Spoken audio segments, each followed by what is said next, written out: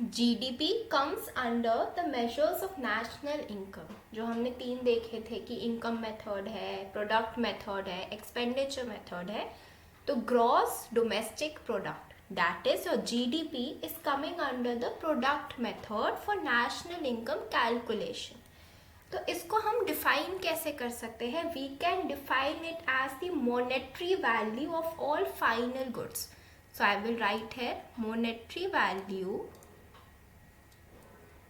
of all final goods and keep this in mind, and services. So both of goods and services made within a country, so they should be made within a country. अब this country refers to your economic territory. इससे मेरा मतलब क्या हुआ? Suppose Indian embassy US में है and वहाँ कुछ प्रोड्यूस हो रहा है, कुछ सर्विस हो देंगी इंडियन एम्बेसी इन यूएस, तो वो इकोनॉमिक टेरिटरी ऑफ इंडिया है। सो इंडियन एम्बेसीज जो होंगी दूसरी कंट्रीज में, वो हमारी इकोनॉमिक टेरिटरी में आती होगी under the definition of GDP. Also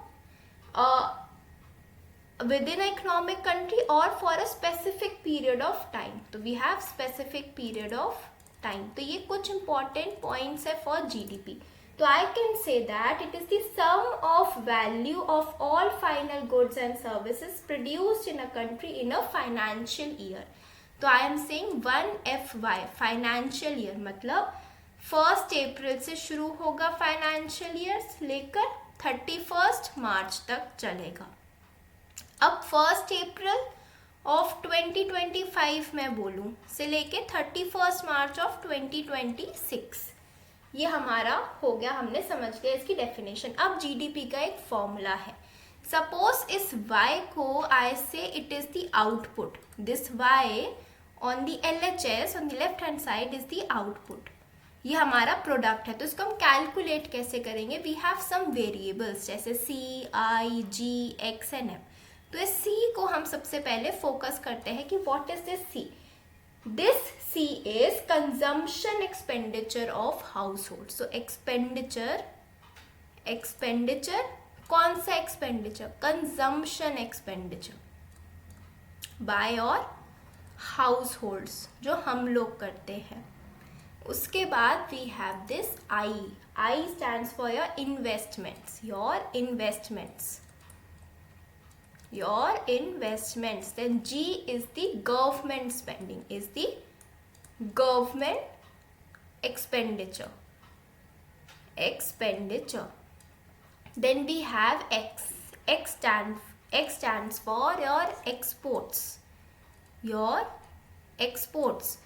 and M जो माइनस होगा it is standing for your imports, अब हम इसको थोड़ा डिटेल में देखते हैं। When I say C, तो I am saying कि कंजम्पशन जो ये C है that can be domestic D plus your foreign। अगर मैं कुछ फॉरेन गुड्स कंज्यूम करती हूँ तो ये पूरा इस C के अंडर आएगा, डोमेस्टिक भी, फॉरेन गुड्स का कंजम्पशन भी। इन्वेस्टमेंट्स जब मैं बोल रही हूँ तो डोमेस्टिक इन्वेस्टमेंट्स भी bye domestic players and also bye foreigners, तो फॉरेन इन्वेस्टमेंट्स, तो ID and IM for the foreign investments. Similarly, for government expenditure, it can be domestic plus it can be foreign. तो expenditure foreign उसमें and domestic उसमें. Then we will see, I am saying X minus M, this part. अब इसको हम यहाँ focus करेंगे। ये आता है under net exports. Net exports मतलब टोटल, मैं सपोज कुछ एक्सपोर्ट कर रही हूँ, टोटल एक्सपोर्ट्स माइनस मैंने कितना टोटल इंपोर्ट करा, इंपोर्ट्स एंड एक्सपोर्ट्स, तो उसको I can say as NX which is your net exports. अब ये जो टर्म है, अब ये कौन सी वैल्यूज ले सकता है? It can be positive, it can be negative, या it can be your neutral, zero. तो अगर एक्सपोर्ट ज़्यादा हो रहा है इंपोर्ट से तो ये पॉजिटिव होगा, मीनिंग ट्रेड सरप्लस है, हम ज़्यादा बेच पा रहे हैं तो ट्रेड सरप्लस है। वहीं अगर हम इंपोर्ट ज़्यादा कर रहे हैं, हम मतलब बेच कम रहे हैं, तो हम ट्रेड डेफिसिट में है, हमें नेगेटिव रहेगा, तो we say trade deficit. I hope I am making myself clear. और अगर दोनों ही न्यूट्रल है, ज़ीरो है, तो we are saying we are in balanced trade, balanced trade, right. तो ये हमारा हो गया। उसके बाद इंडिया के केस में क्या है कि इंडिया ट्रेड डेफिसिट में है। कैसे? अगर हम बात करते हैं 2021 के डेटा की, तो इंडिया का कुछ इंपोर्ट बिल रहा होगा।